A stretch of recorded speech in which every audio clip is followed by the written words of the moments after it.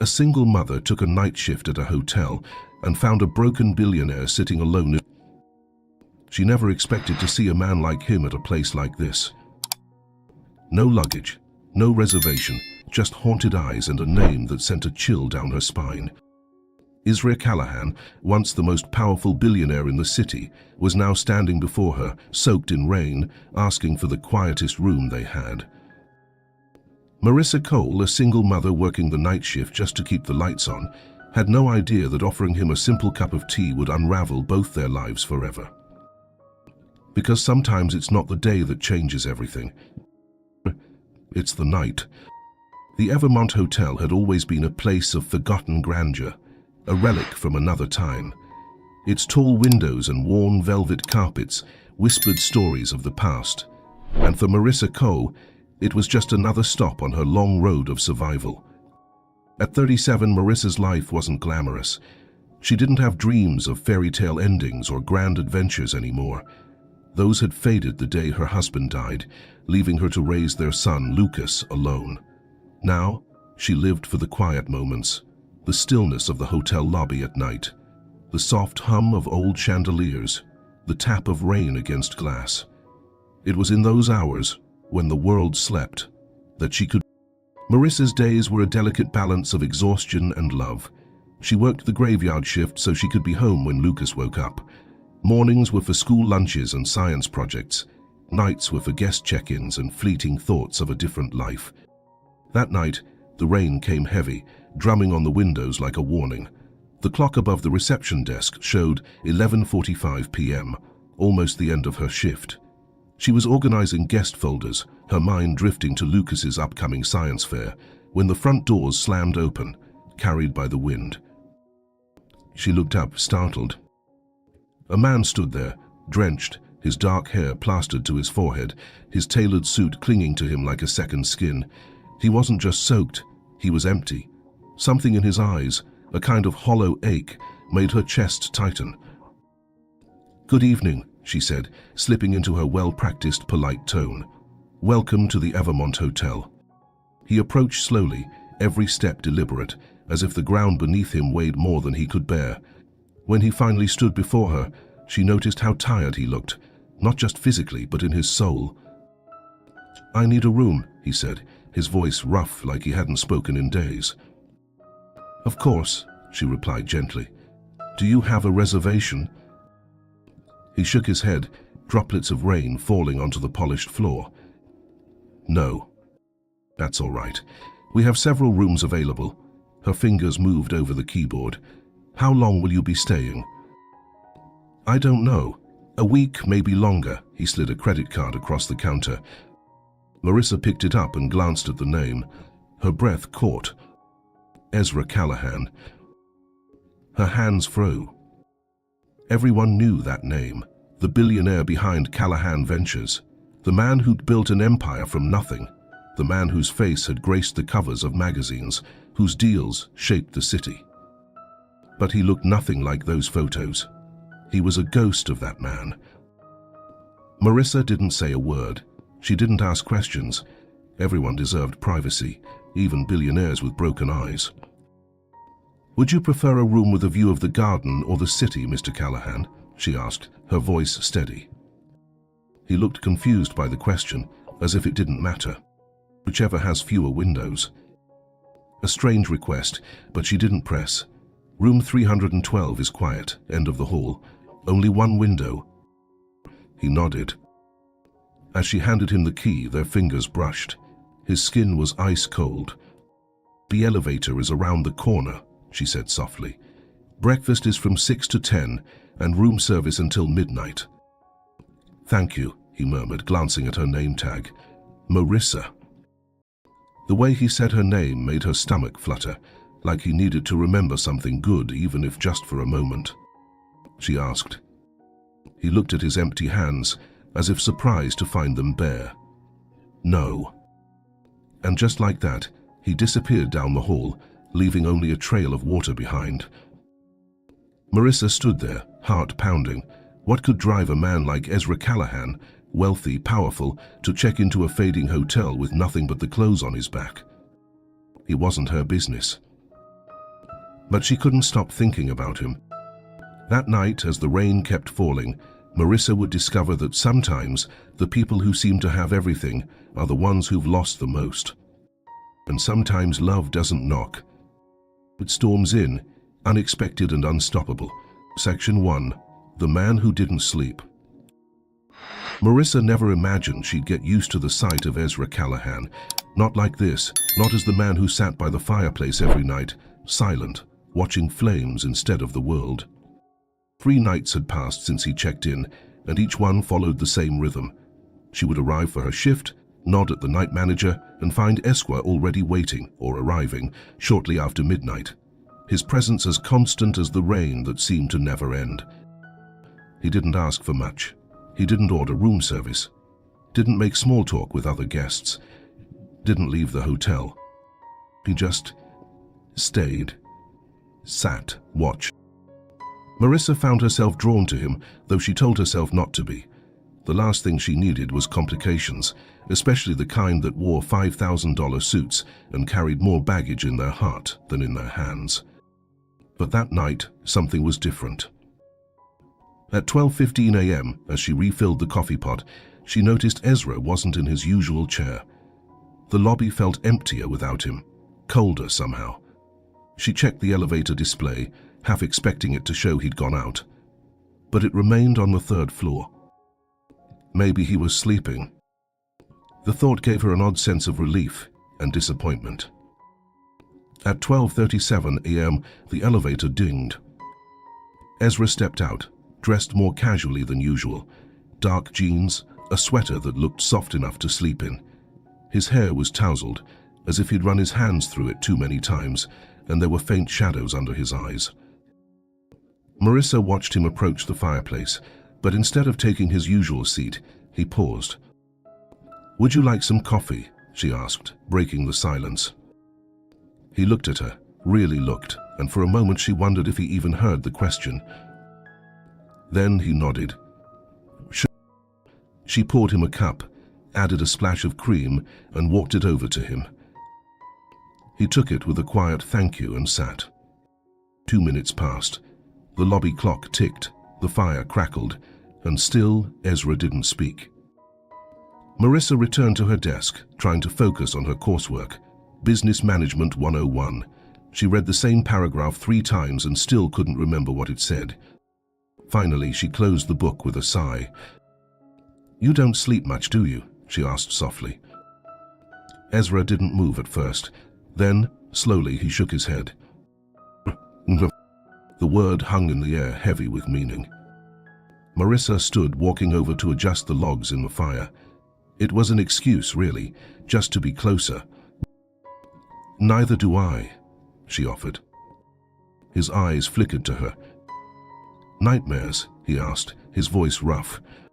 She nodded. "Sometimes." There was a pause. Ezra stared into the flames, his jaw tightening. "No," he said after a long moment, "just memories." Marissa didn't push. She knew that line too well, the one between wanting to help and knowing when someone wasn't ready. Instead, she sat in the chair across from him. "I used to think the night was peaceful," she said, watching the firelight dance. "But now, it feels like the only time the world won't let me rest." Ezra's lips curved barely, not quite a smile, more like understanding. "Peaceful," he echoed. "I haven't felt that in a long time." The fire popped, sending sparks up the chimney. They sat in silence, but it wasn't uncomfortable. It was the kind of quiet that felt shared, like a truce between 2 people too tired to pretend. At 1:46 a.m., Marissa's phone buzzed. "Lucas." "Excuse me," she said, stepping away. Her sweetheart, she whispered, keeping her voice low. "Mom, I can't sleep." Lucas's voice was small, anxious. "Nightmare." "Yeah. About Dad." Her heart clenched. "Do you want me to talk you through it? Can you sing?" Marissa smiled softly. "Of course." She sang a lullaby, one James used to hum to Lucas when he was a baby. Her voice wavered at the edges, but she kept singing until she heard Lucas's breathing slow. Better. Yeah. Thanks, Mum. Love you, kiddo. And love you too.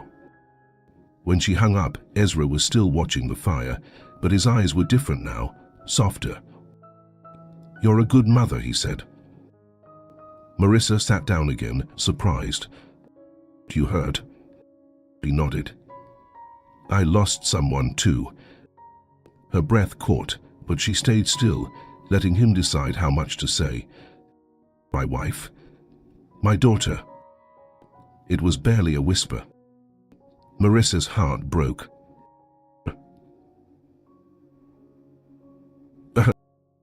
Ezra didn't reply right away. His hand curled around the coffee cup, knuckles white. They were everything. She didn't speak, didn't try to fill the silence. Some wounds didn't need words. They needed space. After a long while, Ezra looked at her. For not asking. For not asking. Marissa nodded. Whenever you're ready. A bitter smile crossed his lips. I don't know if I'll ever be. When dawn began to creep into the sky, Ezra stood. Bishopka.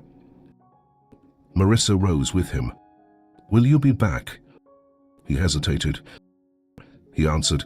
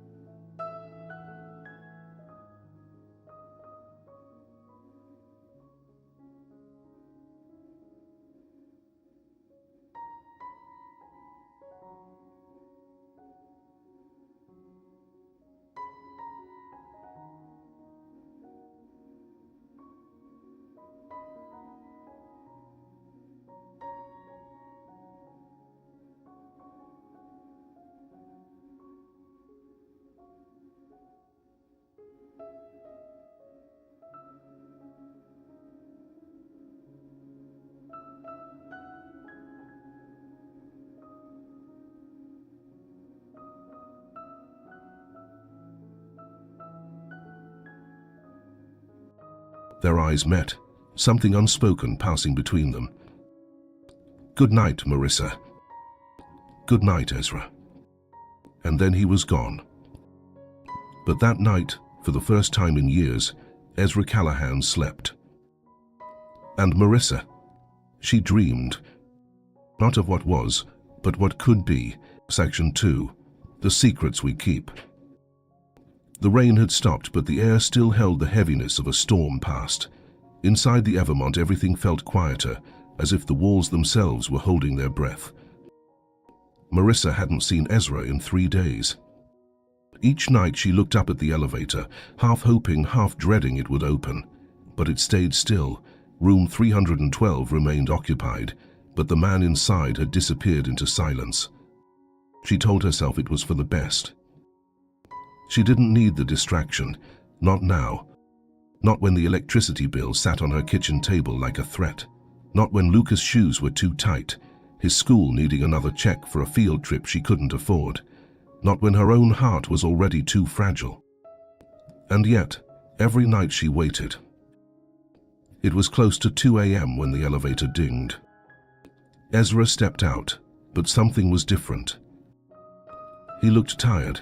Not just physically, but deeper, like his bones carried something he could no longer hide. Marissa's breath caught, but she forced a smile as he approached the desk. I wasn't sure you were still here, she said softly. Ezra didn't smile back. He leaned on the counter, eyes dark. Can I ask you something? She nodded, heart beating fast. What do you do, he asked, voice low, when you can't forget something? When it plays over and over, and no matter what you try, it's just there. Marissa swallowed hard. You learn to live around it. His brow furrowed. The simple, she whispered. It's never simple. Ezra straightened, stepping back. Walk with me. She hesitated, glancing at the clock. Please. They walked through the old hotel, past empty ballrooms and faded portraits. The Evermont wasn't what it used to be, but in the stillness, it felt like a place that held stories, some beautiful, some broken. Ezra led her to the rooftop. The city stretched out before them, lights flickering through mist. "I used to love this view," he said, "when I believed in the future." Marissa stood beside him, the wind lifting her hair. "A change?" He didn't answer right away. "I lost them," he finally said. "Everything good went with them." Marissa turned to him, her chest aching. "He still breathes," she said. "That means something good is still here." Ezra looked at her, really looked, like her words didn't make sense. "I'm just surviving, Marissa." "So am I," she said. "But sometimes surviving leads to something more." The next morning, sunlight crept through her apartment windows. Lucas sat at the kitchen table, working on his project. "Remark." She looked up from the bills. "Do you think people can come back from being sad?" he asked. Her throat tightened. "What do you mean, sweetheart? Like really sad? Like when you cried at night after Dad?" She walked over, knelt beside him. "This time, I think people can come back, but it takes time." Lucas nodded. "Maybe Mr. Callahan can come back too." Marissa kissed his forehead. "Maybe." But deep down she wondered, how do you help someone find their way back when you're still lost yourself? Section 3. When walls begin to fall. The lobby was empty again. Marissa sat at the desk, fingers tracing the rim of her coffee cup, the steam long gone. She had told herself not to wait, not to notice the absence, but waiting had become a habit, like breathing, like wondering. The clock read 12:28 IEM. She stood, restless, moving to the window where the night pressed against the glass. Her reflection stared back, tired eyes, soft lines carved by years of pushing forward. Somewhere beyond this quiet, bills piled up. Her son dreamed in their small apartment, and the world kept turning without mercy. The elevator dinged. Her heart didn't race this time. Instead, it thudded low, deep. Ezra stepped out. His shoulders were tense, his hands tucked into the pockets of his coat, but his eyes, those weary blue eyes, searched for something. "Hi," Marissa said, her voice steadier than she felt. He didn't answer right away, just walked toward her, stopping a breath away from the desk. "Can we talk?"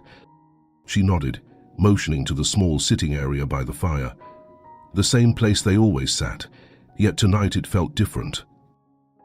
He didn't sit right away.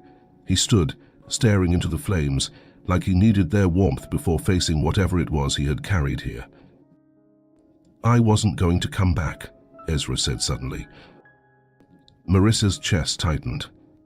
"Why?" "Because I thought this, us, was a mistake." She swallowed hard, not trusting her voice. "I don't belong here," he continued. "This place, you, I don't belong in this.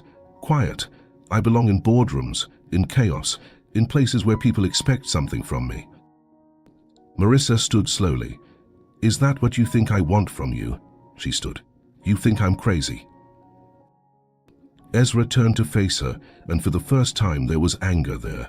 Not at her, but something deeper. "No, that's the problem. You don't want anything. You just see me. And that scares you." He stepped closer, close enough she could feel the heat of him. "Yeah." They stood in silence, the only sound the soft crackle of the fire. Marissa's heart pounded. She could step back, create space, but she didn't. "You think I'm not scared," she said softly. "I am, every day." Ezra looked at her like he was seeing her for the first time. "I've lost everything before, Ezra. I know what it's like to be afraid to care again. But you're not the only one trying to survive." His hand lifted, hesitating in the air, before brushing her cheek. Her eyes wild. "I don't know how to do this," he whispered. "Neither do I," she breathed. Their foreheads touched, the space between them dissolving. Not a kiss, not yet, but something just as intimate, a promise without words. The next day, Marissa stood in her apartment, watching Lucas tinker with wires and tiny motors. "Lucas," she said, her voice thoughtful, "what if I told you we might be going somewhere different this weekend?" He looked up, eyes wide. "Where?" "Somewhere quiet, with trees, and maybe a lake." Lucas grinned. "Can I bring my project?" "Of course." He went back to his work, humming softly. And Marissa? She sat on the couch, her heart heavy with hope, because when Ezra had left that morning, he had turned back and said the words she hadn't let herself believe. "Come with me." And for the first time in years, she wanted to say yes. That night, Ezra didn't come to the lobby. But a note waited at the desk. "Tomorrow, noon, I'll be waiting." Her hands trembled as she folded it, pressing it to her chest. Because sometimes, when walls begin to fall, all that's left is the truth you've tried to hide, even from yourself. And the truth was simple. She was falling. And maybe he was too. Section 4. The day the rain didn't come. The sky was clear for the first time in weeks. Marissa stood in front of her closet, fingers brushing over the same 3 sweaters, the same faded jeans, the same plain, practical clothes she always wore. But today wasn't like every other day. Today, Ezra Callahan was waiting. She didn't know why her hands were shaking as she pulled on her coat. It wasn't a date, not really, just a visit, just a drive to his lake house, just the two of them stepping outside the fragile bubble of the Evermont.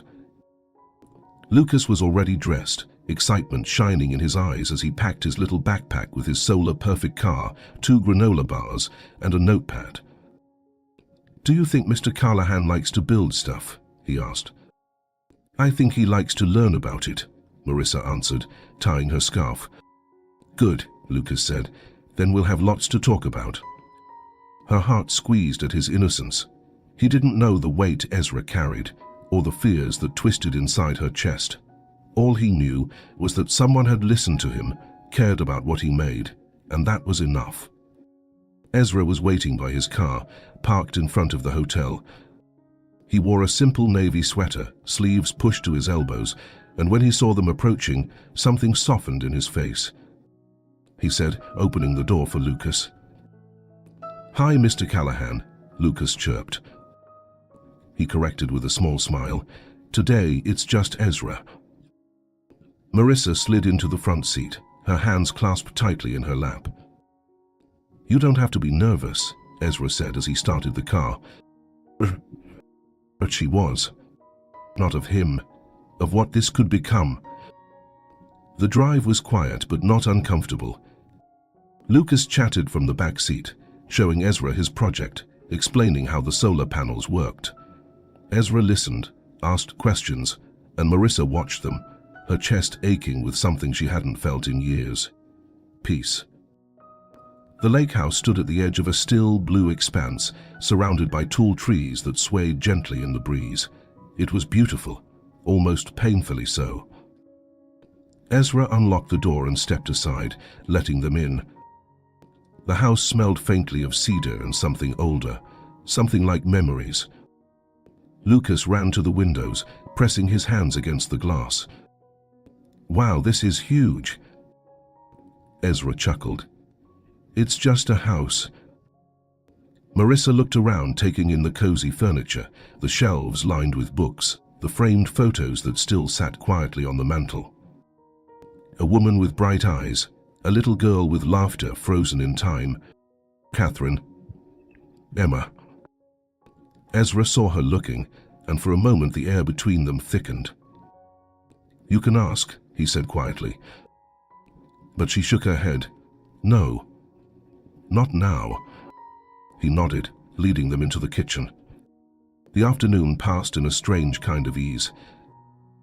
Lucas and Ezra sat outside on the deck, fixing the solar car's wheels, while Marissa prepared sandwiches, her hands grateful for something to do.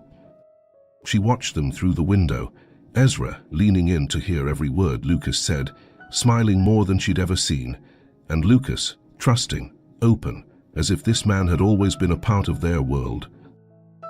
Later, they walked down to the lake, skipping stones, laughing when Lucas's shoe got stuck in the mud. The sun dipped lower, casting golden light across the water. And for a little while, Marissa forgot. Took off the bills, the exhaustion, the fear. Forgot everything except the sound of her son's laughter and the way Ezra looked at her, like she was something he hadn't known he needed. As they sat on the porch, sipping tea while Lucas dozed off on a blanket nearby, Ezra turned to her. "Thank you for coming." She smiled, tired but content. "Thank you for inviting us." He was quiet for a moment, then asked, "What are you afraid of, Marissa?" The question startled her. "I'm not afraid," she lied. You are very selfish. Yet we see it." She looked down, fingers tightening around her cup.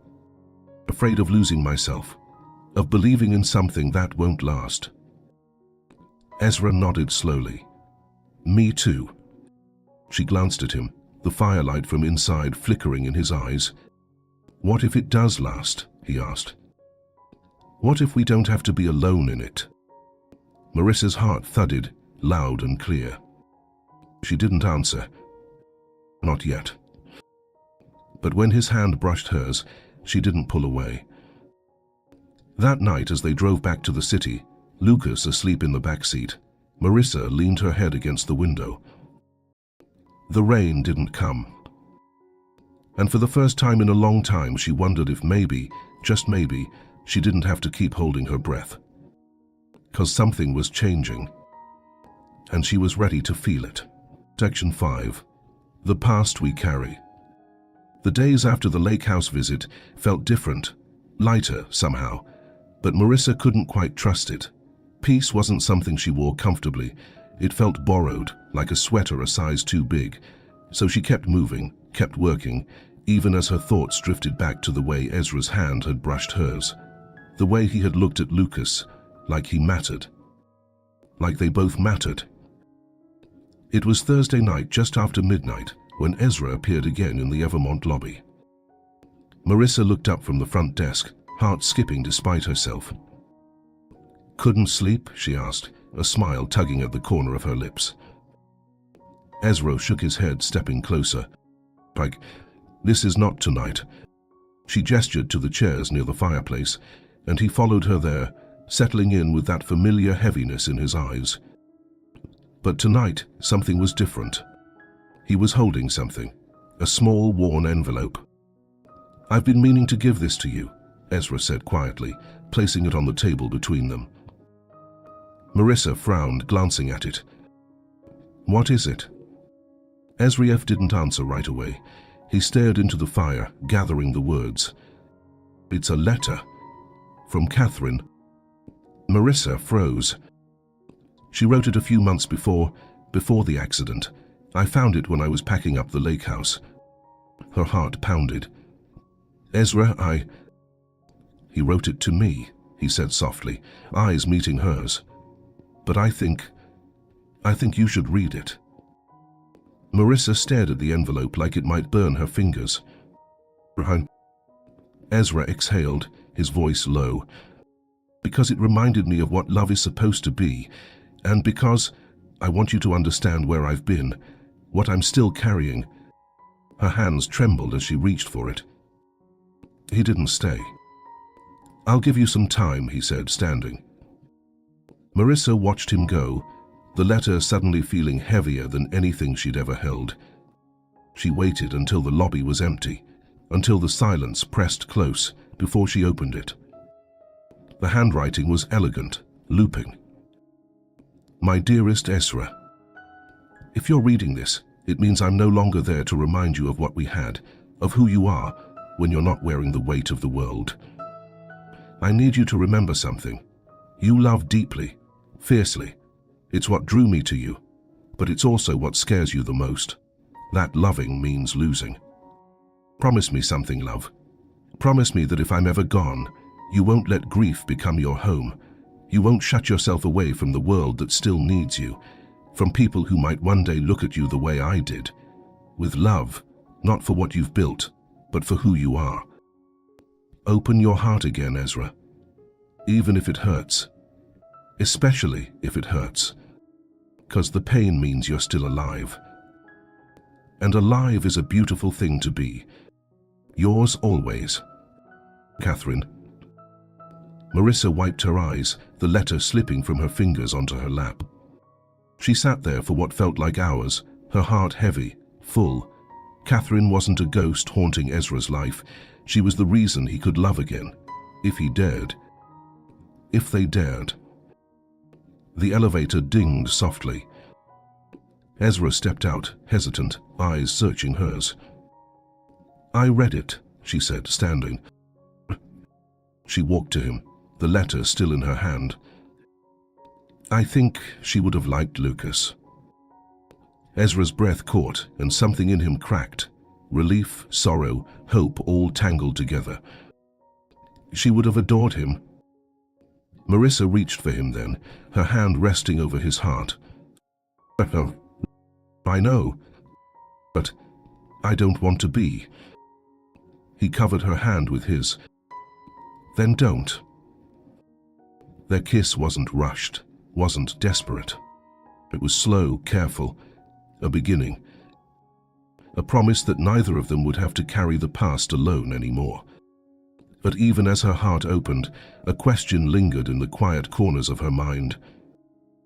What happens when love grows in the shadow of grief? And can it survive when the world outside begins to pull them apart again? Horrific with ambiguity. She didn't know. Not yet. But she was ready to find out. Section 6. When silence hurts more than words. The world outside kept moving, but for Marissa, the days after that kiss felt suspended, like something delicate balancing on the edge of change. At work, the lobby looked the same guests came and went, but everything inside her was different now. Ezra had been true to his word. He didn't rush her. No grand declarations. No promises he couldn't keep. Just presence. A steady, quiet presence that both comforted her and terrified her. One evening, a week after the letter, they sat again by the fire. Lucas was home, staying with Mrs. Rodriguez, excited about a new science kit Ezra had sent him, a gesture that made Marissa's heart flutter with both gratitude and unease. Ezra handed her a cup of chamomile tea, the warmth grounding her. "You've been quiet lately," he said gently. She nodded, staring at the steam rising from her cup. "I've been thinking about..." Her voice trembled. "About us." Ezra didn't flinch. He simply waited. Marissa set her cup down, hands clasped tightly. "I don't know how to do this, Ezra. I don't know how to be with someone who lives in a different world." Ezra leaned forward, his eyes steady. "Then don't think about my world, think about this one, right here, right now." She shook her head. "It's not that simple." "Why not?" "Because I have Lucas. Because people talk. Because I've spent so long building a life that doesn't leave room for mistakes." Ezra's jaw tightened. "Is that what you think this is? A mistake?" "No," her voice cracked. "But what happens when it is?"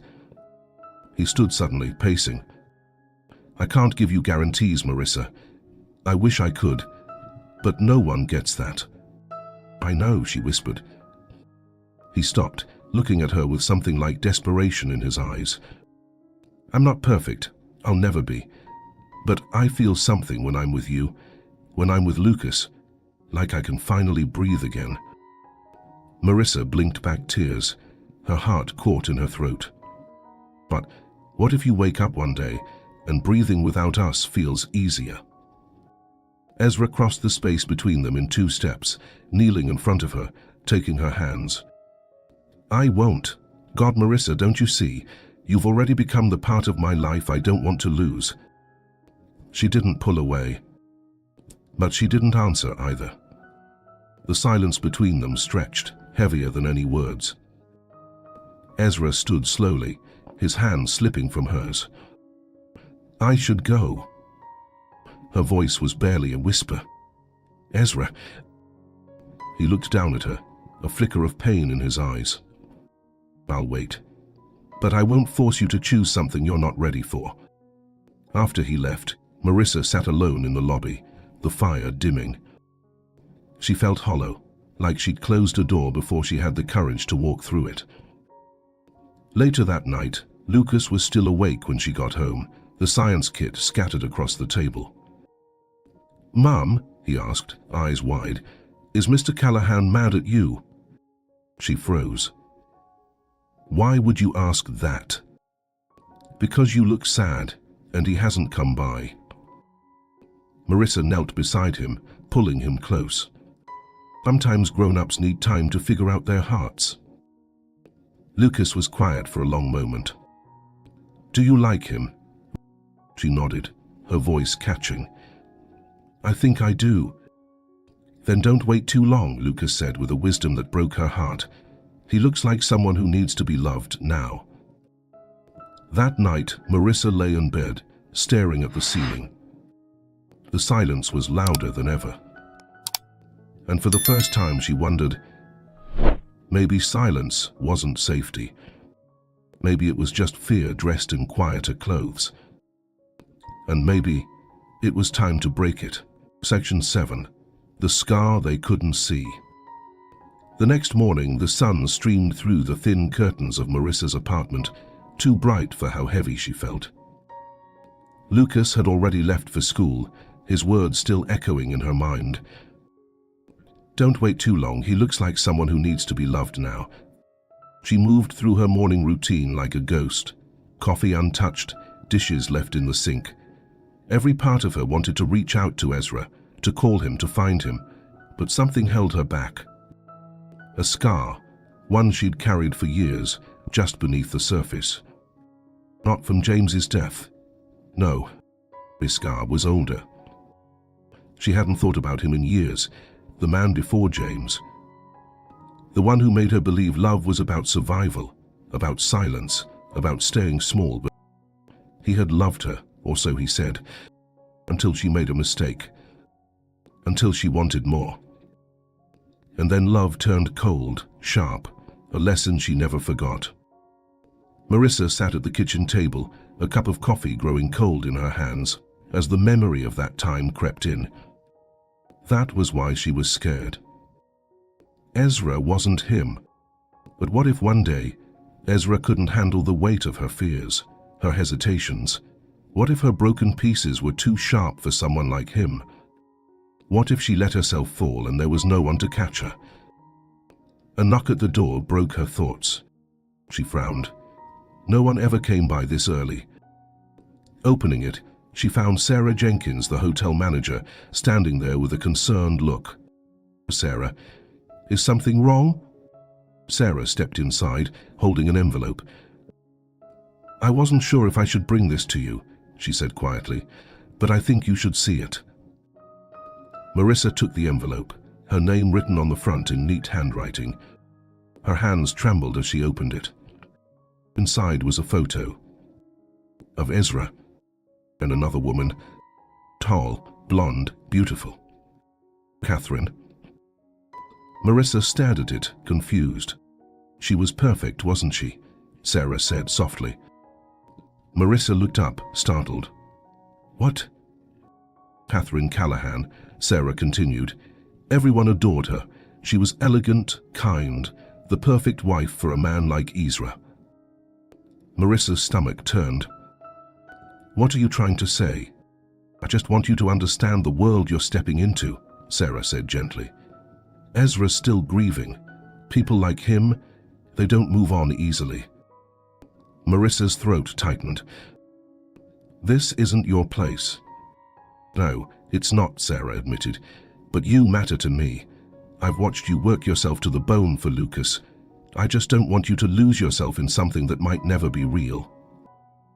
After Sarah left, Marissa sat at the table, the photo lying between her fingers like a wound.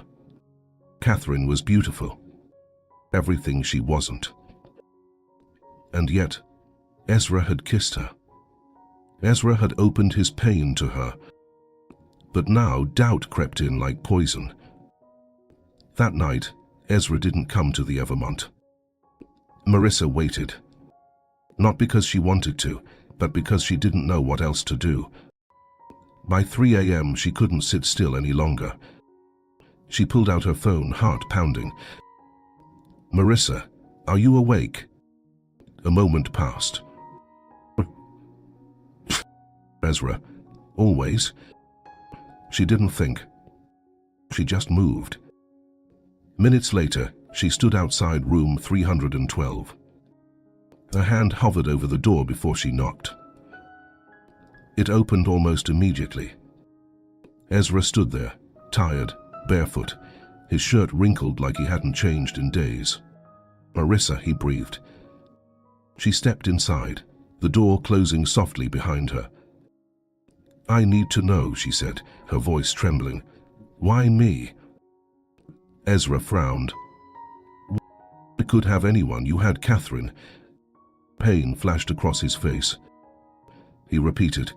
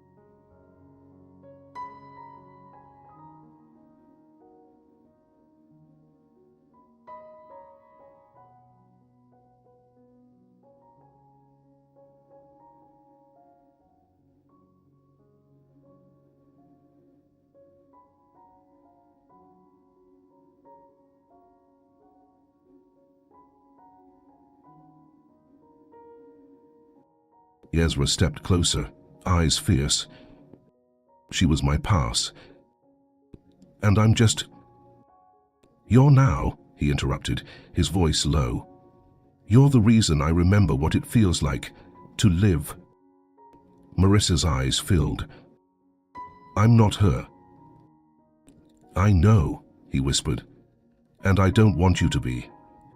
She looked away, afraid he'd see too much. "I'm scared, Ezra."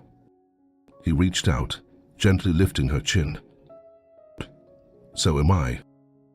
Their lips met again, softer this time, but with a truth that neither of them could hide anymore. 'Cause some scars couldn't be seen, but they could be felt.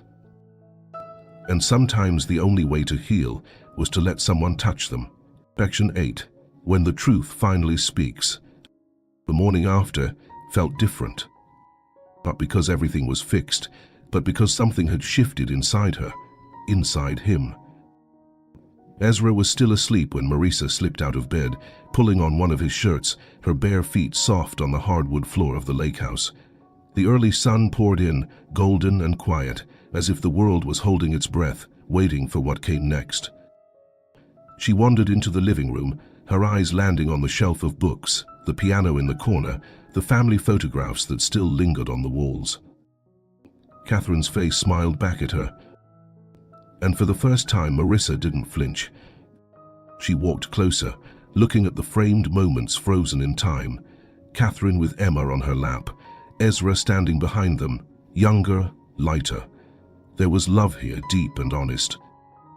But it was love that had lived, that had ended. And now something new was beginning. "Do you hate me for keeping them here?" Ezra's voice was rough with sleep, but steady. Marissa turned, finding him leaning against the doorway, shirtless, his eyes soft. She said, "They're a part of you. I could never hate that." He walked toward her, wrapping his arms around her waist. "I've been afraid of forgetting them," he admitted, "of losing them twice." "You want?" He rested his forehead against hers. I've been afraid of hurting you, of dragging you into a life where ghosts still live. Marissa's hand found his cheek. Have ghosts too, Ezra. They stood like that for a long time, wrapped in silence, wrapped in each other, until a knock at the door broke the spell. Ezra frowned, pulling on a shirt as he went to answer. Marissa stayed back, something uneasy stirring in her chest. At the door stood Diane. Her eyes flicked past Ezra and landed on Marissa. Of course. I need to talk to you, Diane said, her tone clipped. Ezra sighed. Not now. It's about the board. Marissa stepped forward. It's okay. I should go check on Lucas anyway. Ezra looked torn, but nodded. I'll be right back, he said, touching her hand. She nodded, giving him a small smile, before slipping past Diane, who watched her with unreadable eyes. Marissa drove back into the city, her mind racing. Not with jealousy, but with fear. Not of Diane, but of the world that still saw Ezra as the Ezra Callahan, CEO, billionaire widower, and her, just the night clerk who had wandered too close to a man with too much to lose. That evening, Lucas ran into her arms the moment she walked through the door. Mom, look what I built. He held up a tiny wind turbine, spinning proudly. Marissa laughed, hugging him close. Ezra's going to love that. Lucas grinned. When can I show him? Her heart twisted. Soon, sweetheart, soon. Later that night, Ezra called. I need to tell you something, he said. Marissa's heart pounded. What is it? The board. They want me to step down. She froze. What? They think I've become distracted, unfit to lead. Diane's been fighting for me, but what does that mean for you? Ezra was silent for a moment. It means I have to choose. Between what? Between keeping the company or keeping what I've found with you. Marissa's breath caught. Ezra, no, you can't. I can, he said firmly, and I will. Tears filled her eyes. You don't have to give up everything. He was quiet again. I've already lost everything once, Marissa. I'm not losing you. Because sometimes the truth doesn't come in grand gestures. It comes in choices. And Ezra had made his. Now it was her turn. Section 9. The choice of sacrifice. The air was thick with the weight of what Ezra had said. I have to choose, and I will. Marissa couldn't sleep. She lay in bed, the city lights flickering through the blinds, her heart pounding like it didn't know which way to go. Ezra was willing to walk away from his empire, for her. But could she let him? Could she live knowing that loving her meant losing the legacy he'd built from the ground up? Could she carry that? Or worse, what if he resented her one day? Morning came too quickly. Lucas sat at the table, working on his turbine, humming to himself. Mom, when's Ezra coming by? Marissa hesitated. I don't know, baby. Lucas looked up, frowning. Did something happen? She forced a smile, brushing his hair back. Nothing you need to worry about. He had an itch. He could see it in his eyes. That afternoon, Marissa stood outside Ezra's office. She had never been here before. The towering glass building, the polished floors, the people in expensive suits moving with purpose. It felt like another world, because it was. His world, a place she didn't belong. But she stepped inside anyway. Diane was at the front desk. Her eyes widened when she saw Marissa. Does he know you're here? No, Marissa said, her voice firm, but he needs to. Diane studied her, something unreadable passing over her face. Then, with a nod, she stepped aside. In the boardroom. The doors to the boardroom stood tall, intimidating. But Marissa didn't hesitate. She pushed them open. Ezra looked up, surprise flashing across his face. The room fell silent.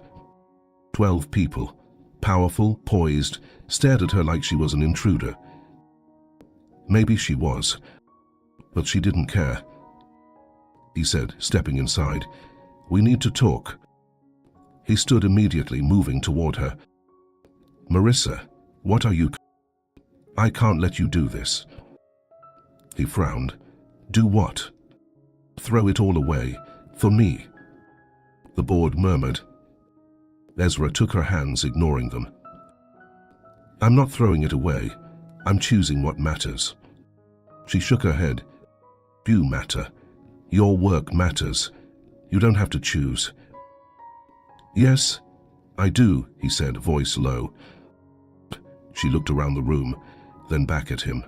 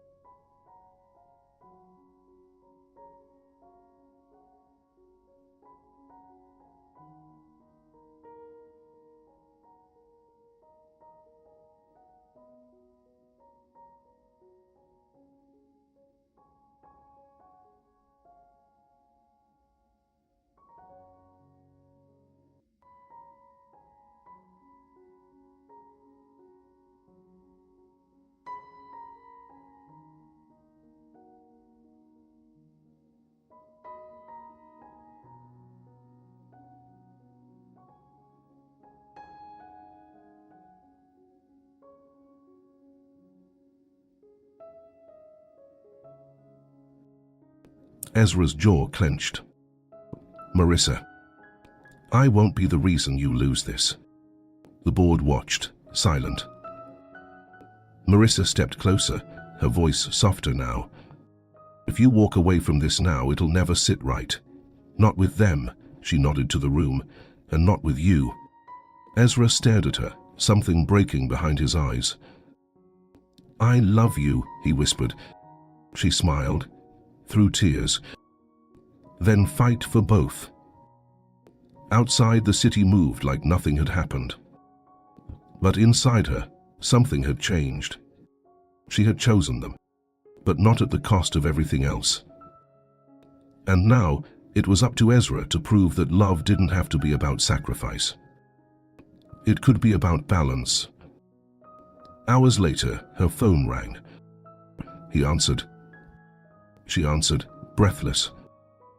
"I called a vote," he said. Marissa's heart stopped. And "I'm still CEO." Relief flooded her. "I'm doing it my way," he added. "No more hiding, no more shame." "What does that mean?" "It means they know about you, about Lucas, about us." Her throat tightened. "And they didn't push you out?" "He tried," he chuckled softly.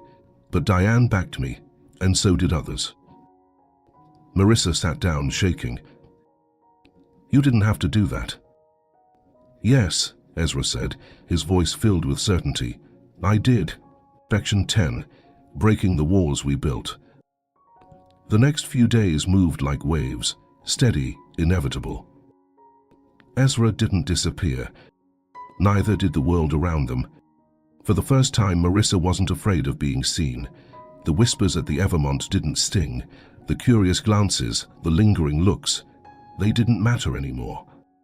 He had stood beside her. Not in the shadows, but in the light. On a Saturday morning, Ezra came to her apartment. Not in a suit, not with security. Just as were, holding a small paper bag. "What's that?" Marissa asked, eyebrows raised. He grinned. "And a question." Lucas peeked around the corner. Quick humor, venom, air. Ezra crouched down, opening the bag. "I brought your favorite," he said, pulling out chocolate chip pancakes. Lucas beamed, grabbing the plate. "Mom, can Ezra come with us to the Science Museum today?" Marissa hesitated. Ezra stood watching her. "If you want me to," he said quietly. She smiled, heart full. "Yes, I do." The museum was loud, filled with children's laughter, the hum of curiosity buzzing in the air. Lucas ran ahead, tugging Ezra from exhibit to exhibit, showing him every experiment, every gadget. Marissa followed, watching them, the knot in her chest slowly unraveling. Here, in this ordinary place, something extraordinary was happening. A family. Not perfect, not traditional. Later, they sat on a bench outside, the autumn sun warming their faces. Lucas had fallen asleep in the car, his head resting on Marissa's shoulder. Ezra reached over, brushing a strand of hair from her face. "I want to talk about the Innovation Center." She looked up, surprised. "What about it?" "I want you to lead it, officially." "I thought I already was." "You are," he smiled, "but I want the world to know. Your name, your vision." Marissa blinked, heart racing. "Ezra, I don't know you. You've spent so long hiding, shrinking. You don't have to anymore." She looked down at Lucas, peaceful in sleep. "I'm scared." "I know." Ezra took her hand. "But I'll be with you, every step." That night, back at the lake house, Ezra stood by the fire, holding something in his hand. Marissa joined him, curious. "What's that?" He turned, eyes bright. She frowned. "To what?" "To whatever comes next." He pressed it into her palm, closing her fingers around it. "This house, your home if you want it." Her breath caught. "Ezra, I ask, no pressure, no expectations. But I want you here. I want us here." Tears welled in her eyes. She opened her hand, staring at the key. "I want that too," she whispered. The path hadn't disappeared. The grief, the scars, they still lived in quiet corners. But now there was light. Now there was hope. As they stood together, holding hands, the walls they had both built slowly crumbled. And in their place, a foundation. For love. For family. For a life neither of them ever thought they'd find again. Because sometimes the bravest thing you can do isn't holding on. It's letting go of fear, of pain, and letting someone in. And now they had each other. Not in secret, by out loud. Forever, or as long as love allowed. Concussion. What it means to stay. It was never about the grand gestures. Not really. It was about the small moments, the quiet mornings, the unspoken glances, the way love showed up when neither of them expected it. 6 months later, the Callahan Innovation Center for Young Minds opened its doors. Marissa stood at the front entrance, her name etched in the glass alongside Ezra's. Cameras flashed, reporters gathered, but none of it mattered more than the little boy standing beside her, holding her hand. Lucas, beaming with pride. Ezra stood just behind them, not in front, not leading, beside her where he had always promised to be. As she cut the ribbon, applause echoed through the air, but Marissa's heart wasn't focused on the crowd, it was on the journey that had brought her here. From the lonely nights at the Evermont Hotel, to the lake house, where silence first turned into trust, to now. A place she never dreamed she could reach. That evening they returned to the lake house, now filled with signs of life. Lucas's inventions scattered on the dining table, photographs of their new family on the mantel, Catherine and Emma's pictures still there, but now surrounded by new memories, not overshadowed but honored. Marissa stood on the deck, watching the sunset paint gold across the lake. Ezra joined her, wrapping his arms around her waist. "Do you ever wonder," he whispered, "what would have happened if I hadn't walked into the Evermont that night?" She smiled, leaning back into him. "No, Because we were always meant to find each other, one way or another. He turned her gently to face him, eyes shining with something soft, something sure. I love you, Marissa. More. She touched his face, her heart full. And I love you, Ezra Callahan. Lucas burst onto the deck, laughing, waving a new blueprint in his hands. Mom, Ezra, I figured out how to make the turbine charge faster. They laughed, pulling him close, their little world spinning in perfect, imperfect motion. Because love isn't about what you lose. It's about what you choose.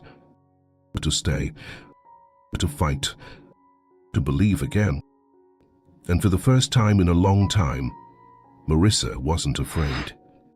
Because she knew home wasn't a place. It was a feeling, a choice. And she had chosen love.